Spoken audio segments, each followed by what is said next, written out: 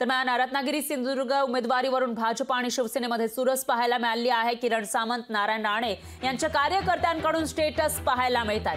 दोन्ही कार्यकर्त्यांकडून उमेदवारीबाबत विश्वास व्यक्त केला जातोय। भाजप कार्यकर्त्यांकडून नारायण राणे यांच्या उमेदवारीचे स्टेटस लावण्यात आले, तर नारायण राणेंना मत देऊन आपला विकास करूया, प्रबळ निवडून आणूया, प्रबळ उमेदवार निवडून आणूया असं स्टेटस भाजपचे कार्यकर्त्यांचे आहेत। हे दोन्ही स्टेटस आपण बघू शकतोय। रत्नागिरी सिंधुदुर्गची जागा ही भाजपच्या पार्टात जाणार अशी जी माहिती आहे खात्रीलायक सूत्रांनी लोकशाही मराठीला दिलेली आहे। आणि त्यामध्येच आता हे जे दोन नेते आहेत, महायुतीमधील दोन पक्षांचे नेते यांच्या कार्यकर्त्यांकडून एक चुरस आपल्याला पाहायला मिळते। आपल्याच नेत्याला उमेदवारी मिळणार आणि आपलाच नेता निवडून येणार अशा पद्धतीचे स्टेटस या कार्यकर्त्यांनी ठेवलेले आहे। एकीकडे आहे शिवसेनेकडून किरण सामंत यांच्या नावाचे स्टेटस आपल्याला पाहायला मिळतात। उमेदवारीवर दावा केला जातोय शिवसेनेच्या कार्यकर्त्यांकडून, तर दुसरीकडे भाजप कार्यकर्त्यांकडून नारायण राणेंचे स्टेटस ठेवण्यात आले आहे आणि नारायण राणेंना निवडून आणूया असे स्टेटस पाहायला मिळतात। त्यामुळे एकूणच रत्नागिरी सिंधुदुर्गची जी जागा, जिथे अजून उमेदवारीची ही जागा नेमकी कोणत्या पक्षाला मिळणार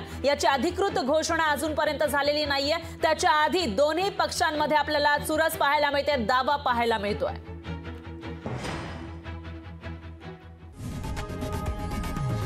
लोकशाही मराठी ऐका, पहा, जागरूक रहा।